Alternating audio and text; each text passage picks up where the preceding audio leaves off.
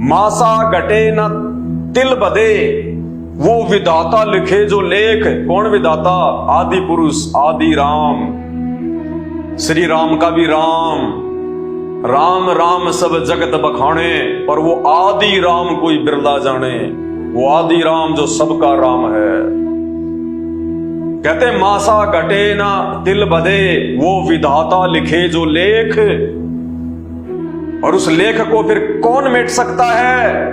स्वयं वो विधाता जब यहां पे तत्वदर्शी संत के रूप में आता है। कहते साचा सतगुरु मेट कर फिर ऊपर मारे मेख।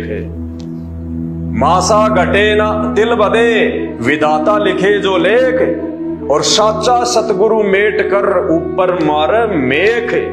जैसे सरकारी अधिकारी किसी फैक्ट्री के जो है वो ताले के ऊपर सील लगा देते ना, फिर उसको उनकी अनुमति के बिना कोई खोल नहीं सकता। तो इसी प्रकार हमारे भाग्य में जो दुख हैं, जो संकट हैं, तीन ताप के जो कष्ट हैं, चाहे कोई भूत प्रेत की बाधा हो, चाहे किसी देवी देवताओं को पूर्व जन्म में हमारे को जो है कोई श्राप लगा हुआ हो, या फिर देही से संबंधित कोई रोग हो, कोई परेशानी हो, कोई तकलीफ हो। तीन प्रकार के दुख होते जीव पे, जिनको कहते हैं तीन ताप। तुम कौन राम का जपते जापम, जहां से कटे न तीनों तापम। कि हे नादान प्राणियों, तुम किस त्रेता युग में जन्मे दशरथ पुत्र राम की भक्ति कर रहे हो? ये तीन ताप के जो कष्ट हैं ये भी नहीं काट सकते। ये अपने स्वयं के नहीं काट पाए, आप और हमारे कहां से काट देंगे? तीन ताप के कौन से हैं कष्ट? दैहिक, दैविक और आध्यात्मिक, ये तीन ताप के होते हैं कष्ट। इन्हीं कष्टों से पूरा मानव प्राणी समाज दुखी है। चाहे हिंदू धर्म का हो, चाहे मुसलमान धर्म का हो, चाहे जैनी हो, चाहे बौद्ध हो, चाहे सिख हो, चाहे ईसाई हो। तीन ताप के कष्टों से दुखी है हर प्राणी। सबसे पहला जो है वो दैहिक। दैहिक यानी हमारे शरीर से संबंधित रोग, एड्स, कैंसर, हेपेटाइटिस बी और कोई भयंकर रोग हो गया कोई, दैहिक। दूसरा दैविक। दैविक वो होता है जो किसी साधु संत या किसी देवी देवता के द्वारा हमारे को यदि पहले के जन्मों में कोई श्राप मिला हुआ हो। जैसे श्री रामचंद्र जी को नारद जी का श्राप लग गया था, और वो श्राप भोगने के लिए रामचंद्र जी को त्रेता युग में, विष्णु भगवान को त्रेता युग में रामचंद्र रूप में अवतार लेना पड़ा। एक पूरा जीवन उन्होंने अपनी पत्नी के वियोग में काटना पड़ा नारद जी के श्राप के कारण। तो ये होता है दैविक ताप, किसी का श्राप लगा हुआ हो। तो श्री रामचंद्र जी खुद अपना दैविक ताप नहीं काट सके, नारद का श्राप नहीं काट सके, और राम रूप में आके उनको अपना वो दुख भोगना पड़ा, वो श्राप काटना पड़ा। तो ये श्री रामचंद्र जिनका जन्म राजा दशरथ के घर में हुआ था, जो त्रेता युग में आए थे, ये आदि राम नहीं है, ये पूर्ण राम नहीं है, ये सनातनी राम नहीं है। तो दैहिक, दैविक और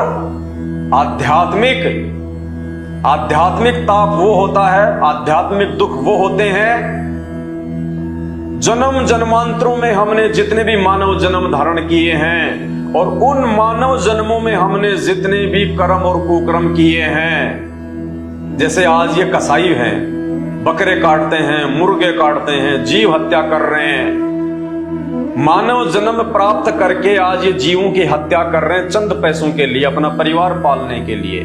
तो इनके ऊपर ये आध्यात्मिक ताप बन रहा है, ये पाप कर्म जमा कर रहे हैं, इकट्ठे कर रहे हैं, इनको भी भोगने पड़ेंगे। 84 लाख योनियों में जाना पड़ेगा। जितने मुर्गे वो आदमी काटता है या उसके द्वारा काटे गए जानवरों को जो आदमी खाते हैं, मांस भक्षण करते हैं, उन सभी को उसी जानवर की, उसी पक्षी की योनि में जाना पड़ेगा। और वो पक्षी, वो जानवर जब कभी इंसान बनेगा, वो फिर उनकी गर्दन काटेगा। ये चक्कर ऐसे ही चलता रहता है। तो इस चक्कर को केवल वो आदि राम काट सकता है। इन 3 प्रकार के ताप को, इन दुखों को, दैहिक, दैविक और आध्यात्मिक, केवल 3 ही प्रकार के ये कष्ट होते हैं जिससे देवी देवताओं से लेके ब्रह्मा विष्णु महेश से लेके और हम आम प्राणी जो है वो दुखी रहते हैं। तो ये कष्ट वर्तमान में धरती पे एकमात्र धर्मगुरु, तत्वदर्शी संत, बाखबर संत रामपाल जी भगवान काट सकते हैं, अपने आशीर्वाद से काट सकते हैं, अपने सत भक्ति मंत्रों से काट सकते हैं और उनके सत्संग सुनने से कुछ हद तक ऑटोमेटिक ये कटते हैं। तो भाई और बहनों, आजमा के देख लो। अगर आप संत रामपाल जी को ज्ञान से स्वीकार नहीं करना चाहते, देखो वैसे तो संत की पहचान उसके ज्ञान से करनी चाहिए। कोई भी महापुरुष है उसकी पहचान उसके विचारों से होती है। कहते हैं साधु शब्दा परखिए।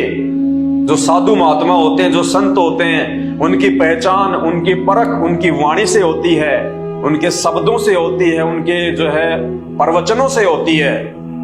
साधु शब्दा परखिए और दुख पड़े घर नार।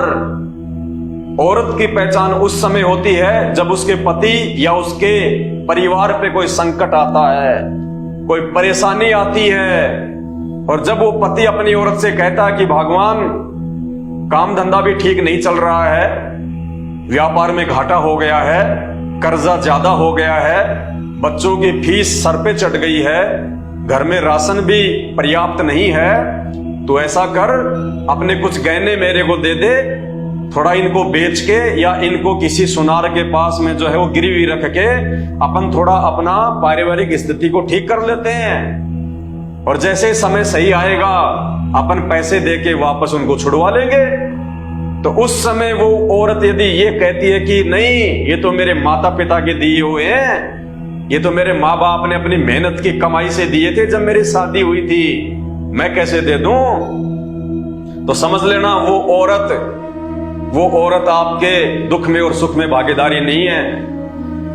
तो कहते हैं साधु शब्दा परखिए और दुख पड़े घर नार, और सूरवीर जद जानिए जब रण बाजे तलवार।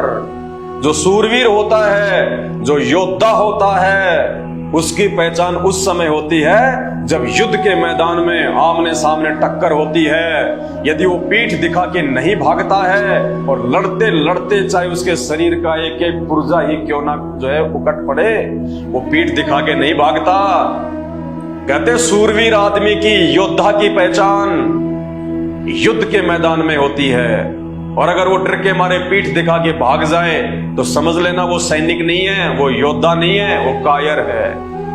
तो कहते हैं साधु शब्दा परखिए दुख पड़े घर नार, और सूरवीर जद जानिए जब रण बाजे तलवार। तो आज संत रामपाल जी की पहचान, पूर्ण संत की पहचान उनके प्रवचनों से होगी, उनके सत्संगों से होगी, उनके विचारों से होगी, उनके ज्ञान से होगी। तो ये शास्त्र ही आधार हैं। चारों वेद और पवित्र गीता जी ये भक्ति का आधार है, ये संपूर्ण मानव जाति के लिए है।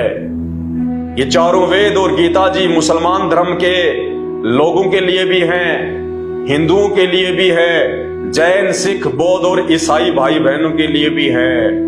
क्योंकि जिस समय ये गीता जी का ज्ञान दिया गया था और ये वेद लिखे गए थे, उस समय धरती पे कोई भी धर्म नहीं था, केवल वैदिक धर्म था। वैदिक धर्म यानी वेदों के अनुसार लोग साधना करते थे, बाकी कोई धर्म नहीं था, ना हिंदू, ना सिख, ना ईसाई, ना मुसलमान, ना जैनी, ना बौद्ध।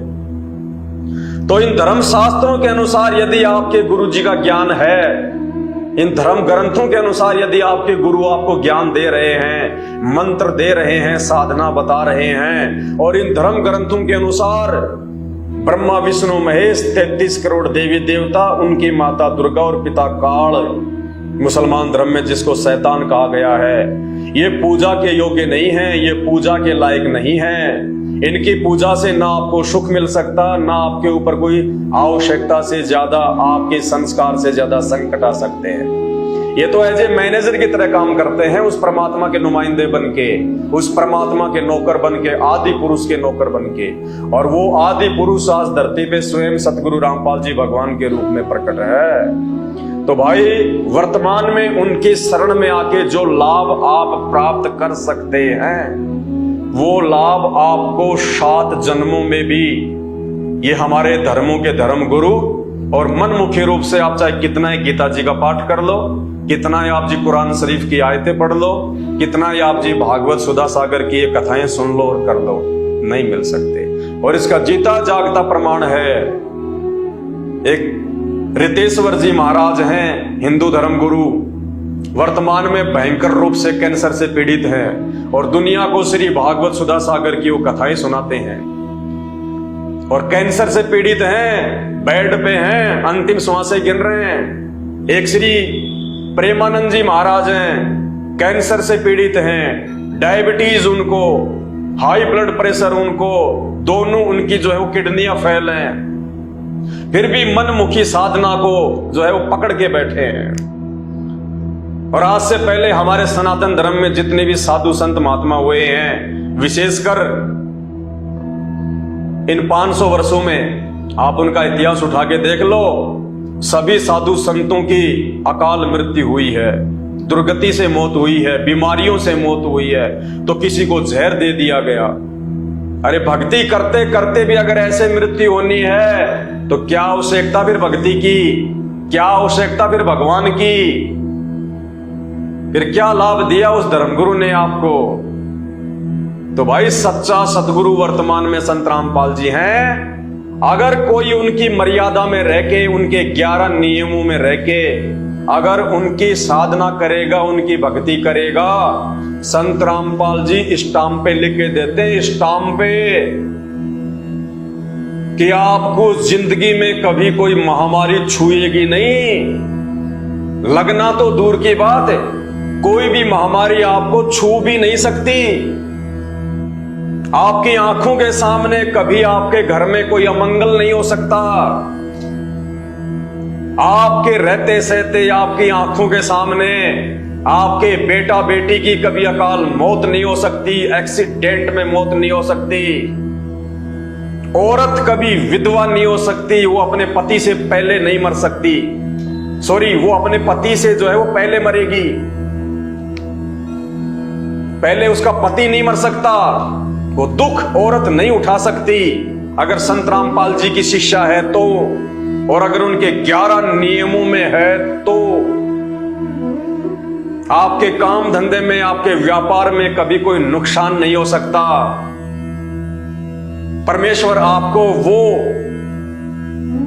वो इच्छित वस्तुएं अवश्य देगा, जिन इच्छित वस्तुओं के चलते आपके भक्ति में किसी प्रकार का कोई रोड़ा, कोई बाधा, कोई विघ्न उत्पन्न ना हो। वरना क्या आवश्यकता है फिर भक्ति और भगवान की। तो भाई और बहनों, अविलंब बिना देरी किए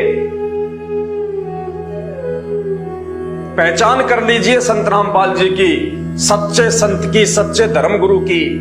अभी समय है आपके पास में, कहीं ऐसा ना हो ये मौका हाथ से निकल जाए, ये मानव शरीर आपका छूट जाए। क्योंकि जब तक आप संत रामपाल जी की शरण में नहीं आते हैं, तब तक आप उस काल की हद में हैं, आप उस काल की शरण में हैं, आप उस काल के पुत्र ब्रह्मा विष्णु महेश की शरण में हैं, 33 करोड़ देवी देवताओं के अधीन हैं। कहीं ऐसा ना हो कि आपके प्रारब्ध के अनुसार आपकी मृत्यु आ जाए और आप ये मानव शरीर को छोड़ दो। क्योंकि भक्ति केवल मानव शरीर से होती है, 84 लाख योनि वाले पशु और पक्षियों वाले शरीरों में भक्ति नहीं होती। इस मानव शरीर में आप किसी को अपना गुरु धारण कर सकते हो, इस मानव शरीर में आप किसी के प्रवचन सुन सकते हो, आप अच्छे और गलत का निर्णय कर सकते हो। एक बार यह शरीर छूट गया फिर कुछ नहीं है 84 लाख योनियों का दुख भोगने के अलावा। तो ये शरीर छूटे, इस शरीर पे कोई भयंकर आपत्ति और आपदा आए, उससे पहले पहले संत रामपाल जी के सत्संग सुनना शुरू कर दो और जितना जल्दी हो सके उनकी शरण ग्रहण कर लो। और उसके बाद में देखना आपके घर में सुख, आपके परिवार में सुख, आपका शरीर निरोगी, आपके ऊपर किसी भी प्रकार के देवी देवता का, उनके श्राप का कोई अटैक नहीं हो सकता। 98 प्रकार की मूठ होती है, जादू जंत्र वशीकरण 98 प्रकार के, आपके ऊपर एक भी काम नहीं करेगा। क्या होता है एक भी? चाहे कोई कितने बड़े से बड़ा कोई जादू जंत्री क्यों ना हो, कोई आसाम या बंगाल का कोई जादूगर क्यों ना हो, वो चाहे कुछ भी, चाहे कोई उसको 1 लाख रुपए क्यों ना दे दे आपके ऊपर गाल गलवाने के लिए, आपके ऊपर वशीकरण करवाने के लिए, आपके जीवन को बर्बाद करवाने के लिए, आपके काम धंधे को बर्बाद करवाने के लिए। अगर आप संत रामपाल जी की शरण में हैं, आपने उनकी भक्ति ले ली, आपने उनके द्वारा दिए गए मंत्रों का जाप शुरू कर दिया और आप उनके 11 नियमों में हैं, तो इस ब्रह्मांड की ऐसी कोई शक्ति नहीं है जो किसी भी प्रकार से आपको दुखी कर सके। कोई भी जादू जंत्र टोना झाड़ फुंकाड़ वशीकरण घाल आपके ऊपर अटैक नहीं कर सकती। ये संत रामपाल जी के भगत जीते जागते उदाहरण है, जीते जागते उदाहरण है। 21 ब्रह्मांड का स्वामी काल शैतान, उसकी पत्नी दुर्गा और ये 33 करोड़ देवी देवता और ब्रह्मा विष्णु महेश, जिनकी हमने पूजा करनी छोड़ दी। हम केवल इनका आदर करते हैं, इनका सम्मान करते हैं, हम इनकी पूजा नहीं करते। और हमें ब्रह्मा विष्णु महेश की, गणेश जी की और दुर्गा जी की जो भक्ति संत रामपाल जी ने दी है, जो मंत्र इनके जाप करने के लिए दिए हैं, ये इनकी पूजा में नहीं आते, ये इनकी साधना में आते हैं। क्योंकि जब तक हम इनके लोक में रहेंगे, जब तक हम इन मैनेजरों के नीचे काम करेंगे, जब तक हमारा मानव शरीर रहेगा, तब तक हमें ये लाभ दें। क्योंकि नियम है, आपको जो तनख्वाह है वो बना के तो फैक्ट्री का मालिक देगा, लेकिन उसका वितरण कौन करेगा? उसका वितरण वो मैनेजर करेगा। तो इसी प्रकार देना तो उस आदि राम ने है, उस परमात्मा ने है, लेकिन उस आदि राम ने, उस कबीर देव ने ड्यूटी लगा रखी है ब्रह्मा विष्णु महेश की। तो ब्रह्मा विष्णु महेश के माध्यम से ही हमारे को यहाँ की सुख सुविधा मिलेगी। इसीलिए संत रामपाल जी ने हमारे को उन देवी देवताओं को आकर्षित करने के लिए तुरंत प्रभाव से वो हमें लाभ दें। इसलिए हमें उनकी साधना के लिए, जब तक हम यहाँ इस मानव शरीर में रहेंगे, यहाँ की सुख सुविधाएं हमारे को मिलती रहेंगी, तो हमारी भक्ति में कोई बाधा उत्पन्न नहीं होगी। इसलिए उन्होंने हमारे को इनके मंत्र दिए हैं, ताकि ये हमारे को उन मैनेजरों की तरह समय पे वो तनख्वाह देते रहें, हमारे को लाभ देते रहें। बाकी हम इनकी पूजा नहीं करते। पूजा के लायक केवल एक ही परमात्मा होता है। आत्मा का पति एक है, 2 नहीं, 3 नहीं, 33 करोड़ नहीं होते। आत्मा का पति एक होता है। आत्मा अगर एक है तो उसका परमात्मा भी एक ही होता है। और यही कारण है आज हिंदू समाज में कोई भी व्यक्ति जो संत रामपाल जी की शरण में नहीं है, वो अनजाने में अपनी आत्मा के सैकड़ों पति बना के बैठा है, व्यभिचारिणी भक्ति कर रहा है, वैश्या भक्ति कर रहा है, जिसको गीता जी ने मना किया है। अरे एक औरत यदि 50 व्यक्तियों के साथ में संबंध रखेगी, यदि अपने वो 20 खसम बनाएगी, तो कहां से उसको प्यार मिलेगा, कहां से उसको इज्जत मिलेगी? उसको व्यभिचारिणी औरत कहा जाता है, उसको वैश्या कहा जाता है, जिसका एक पति नहीं होता, जो पतिव्रता नहीं होती है।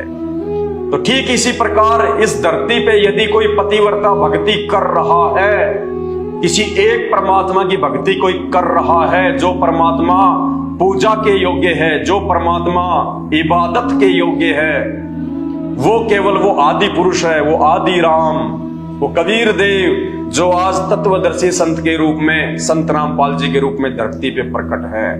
तो वर्तमान में इस 21 ब्रह्मांड में केवल संत रामपाल जी ही पूजा के योग्य हैं और कोई भी देव महादेव पूजा के योग्य नहीं है। और यही कारण है आज भक्ति मार्ग में जो अद्वितीय आध्यात्मिक लाभ, जो शारीरिक लाभ, जो आर्थिक लाभ और 3 ताप से मुक्ति, हर प्रकार की सुख सुविधा जो इच्छित है, हम फालतू की सुख सुविधा नहीं चाहते।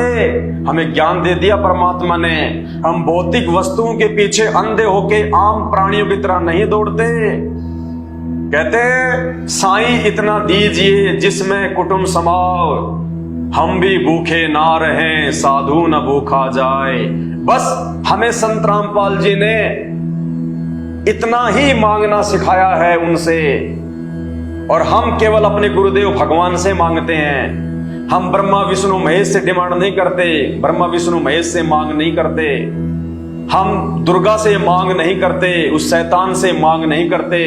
33 करोड़ देवी देवताओं की तो बात ही छोड़ दीजिए, वो तो खुद भिखारी हैं। जब आप इनका इतिहास पढ़ेंगे ये तो खुद भिखारी हैं। अरे जब श्री रामचंद्र जी लंका पे चढ़ाई करने गए तो नारद जी आके उनको मिले और नारद जी ने कहा कि भगवान यदि आपको रावण के ऊपर विजय प्राप्त करनी है तो मैं आपको एक विधि बताता हूं। और नारद ने श्री रामचंद्र जी को विधि बताई। और क्या विधि बताई?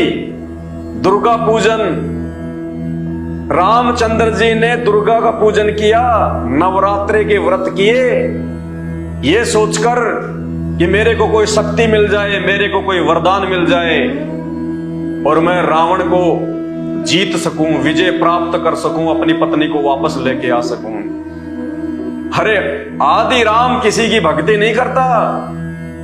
आदि पुरुष जिसने पूरी सृष्टि रची है उसको किसी की भक्ति करने की आवश्यकता नहीं पड़ती है। आदि राम को किसी के आगे हाथ फैलाने की आवश्यकता नहीं पड़ती है। कहते दाता एक राम, भिखारी सारी दुनिया।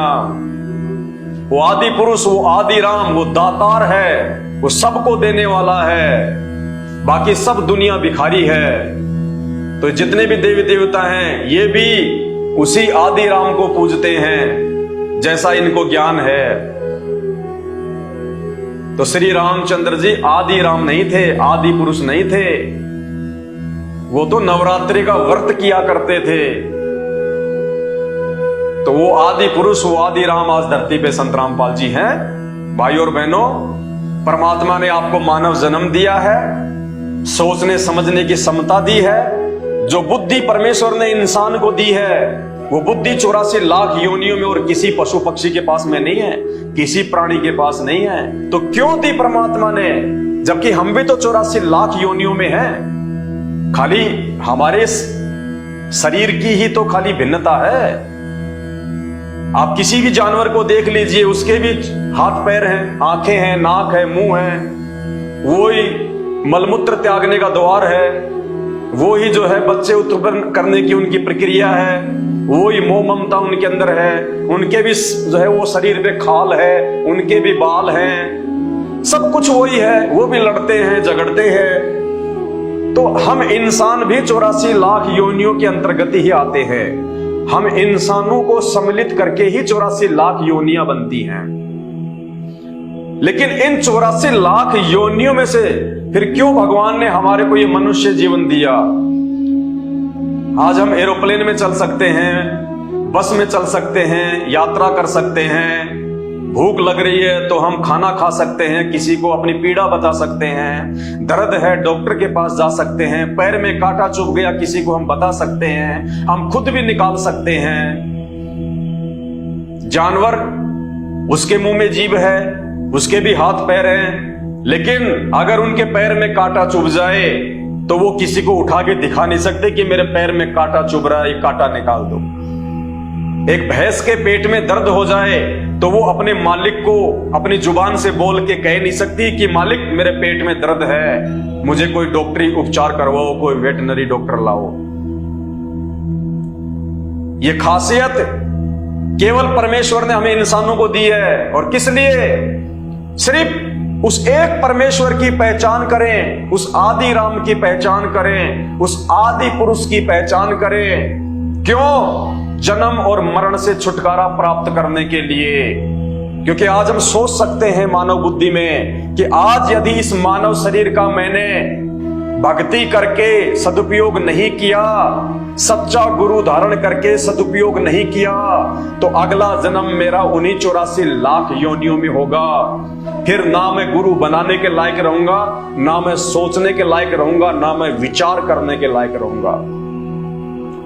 तो ये विशेष बुद्धि परमेश्वर ने आप और हमें दी है। तो आज इस विशेष बुद्धि का फायदा उठाओ और इस विशेष बुद्धि से उस भगवान की पहचान करने के लिए, सच्चे संत की पहचान करने के लिए आज उस आदि पुरुष ने इन संतों के द्वारा ये शास्त्र लिखवाए हैं। चारों वेद दिए परमात्मा ने। किस लिए? इनको पढ़ने के लिए, इनमें भगवान को ढूंढने के लिए, इनमें सच्चे सतगुरु को ढूंढने के लिए ये वेद परमात्मा ने, ये पुस्तकें, ये पुराण, ये गीता जी उस परमेश्वर ने जानवरों के लिए नहीं दी, पशु पक्षियों के लिए नहीं दी है, हम इंसानों के पढ़ने के लिए दी है। इंसानों को बुद्धि दी है। आज से पहले शिक्षा नहीं थी, अक्षर ज्ञान नहीं था। एक ब्राह्मण वर्ग के अलावा कोई भी पढ़ लिख नहीं सकता था, किसी को अधिकार ही नहीं था। आज क्यों परमात्मा ने चारों वर्णों को पढ़ने लिखने का अधिकार दे दिया?